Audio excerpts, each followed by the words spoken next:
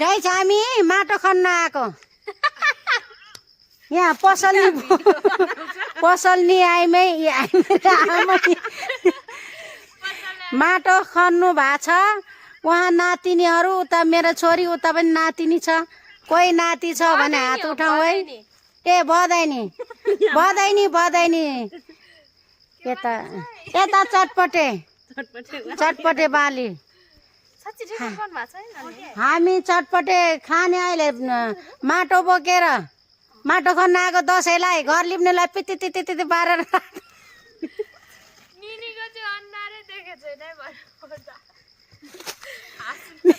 मेरो अनुहार त देखिरहेको छैन होइन। यी हाम्रो नातिनीहरूको अनुहार देखेको छैन। हाम्रो मगर भाषाले भन्छ झा कोखिरा छ। पल्लो गाउँबाट यो जङ्गल हेर्नु कत्रो जङ्गल छ। यहाँबाट भरे भोलि बिहान पुग्छ। हामी खाजा बोकेर आएको छ। हामीले च्याउ पनि उसिन्नुलाई भाँडा पनि बोकेर लिएर आएको छ। च्याउ यतै बनाएर खान्छ हामी। माटो खन्न आयो भने रातो माटो दसैँलाई देउसी खेल्नुलाई पनि रातो माटो चिप्लो बाटो भन्नुलाई पनि हुन्छ। ल हेर्नु है हाम्रो जङ्गल यो डडुवा खोला जङ्गल। च्याउ पनि खोज्न आएको त्यहाँ। च्याउ एक भारी छ त्यहाँ च्याउ नभन दुई भारी छ भन्नु पर्दैन। उसले चाहिँ उहाँ कोदाले नखनेर यत्रो डन्ठाले घोच्दैछ माटो। यस्तो पनि हो माटो खाने उयो। हामी चाहिँ बोक्ने है। फेरि हामी चाहिँ बोक्ने ऊ चाहिँ बोक्दैन। ऊ त डन्ठा मात्रै उसले बोक्छ। यस्तो डन्ठा मात्रै बोक्छ। ऊ डन्ठा बोक्ने हो।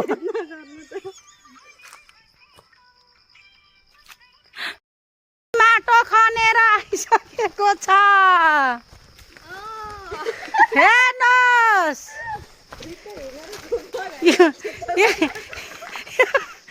मैले चाहिँ यहाँ लाभ बोकेको छ बिहेको लागि।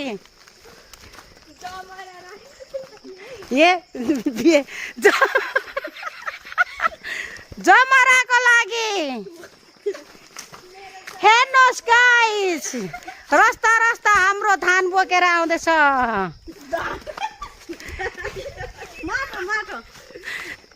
मेलाई यहाँ ब्याङ पाटाले खायो कि क्या हो चिलायो। हेर्नुहोस् अहिले उता गएर फेरि चटपटे खाने। यिनीहरूलाई भोक लागेछ अरे।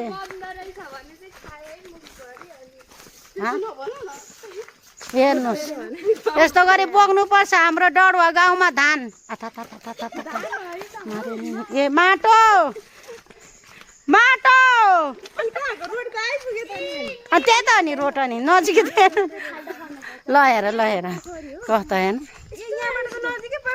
अनि नजिकै त नि। हेर्नुहोस् गाइस हामी मैले कोदालो बोकेको छु। फेरि पनि कस्तो कोदालो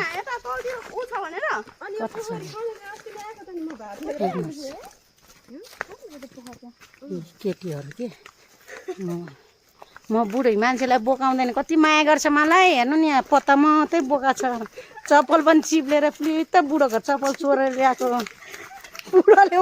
बुढोले चप्पल खोजी हिँड्यो होला बुढीले लाएर। ब्याङ पाटा त कहाँ पस्यो त यार मेरो त टोकेर त यहाँ बर्बाद पारेको त।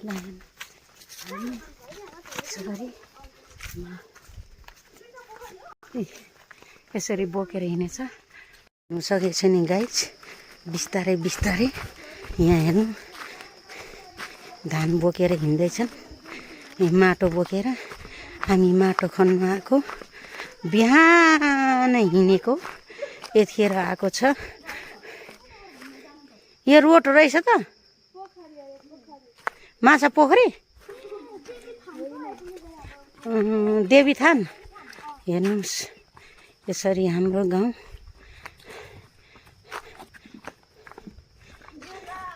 म चाहिँ बेला बितेसी के माया लाउनु है मनै जितेसी।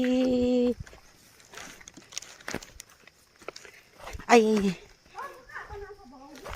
यहाँ फेरि च्याउ हो टन्नै च्याउ ल्याएछ च्याउ पनि खाने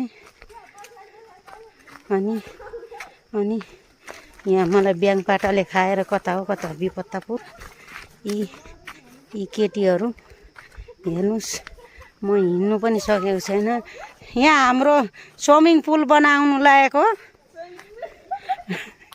नाच्छ न थ्यात्तेरिका स्विमिङ पुल बनाउनु लागेको हाम्रो यो माटो खन्ने जति सबै गर्मीले यहाँ हुरुक हुने बेलामा यहाँ चुर्लुप्प डुब्नुलाई बनाउनु लागेको हेर्नुहोस्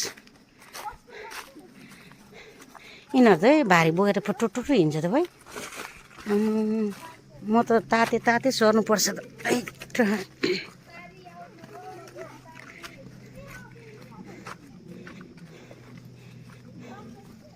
हेर्नुहोस् यो पोखरी बनाउनु लागेको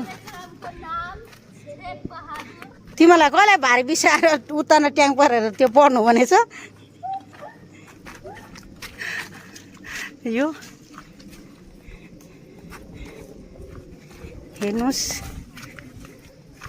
हाम्रो दसैँलाई रातो माटो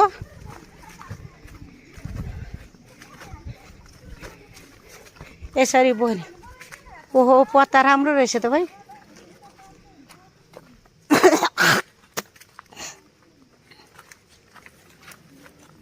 मलाई त यहाँ ब्याङेले टोकेर भाइ राम्रो पत्ता भन्नु हुँदैन त्यो पत्ताले के भन्छ अरे लैजा तेरो किरियालाई भन्छ अरे त्यसो भन्नुहुन्न अरे भनेर है भन्थे अरे क्या हाम्रो पहिलेको उखान बाजेहरूले उहिलेको बाजेहरूले पत्ता बोक्ने प्लास्टिक पनि मेरो छोरी पत्ता टिप्दैछन् उहाँ हेर्नुहोस् यिनीहरू यति छिटो हिँडेछ कि बोतल उतै फाल्दै कि छ त है ल अहिले पानी खानु पर्दैन एक बोतल रक्सी ल्याएको त पुगेन त भ्यान्डा लडेन त तिमीहरू त है रक्सी खाएर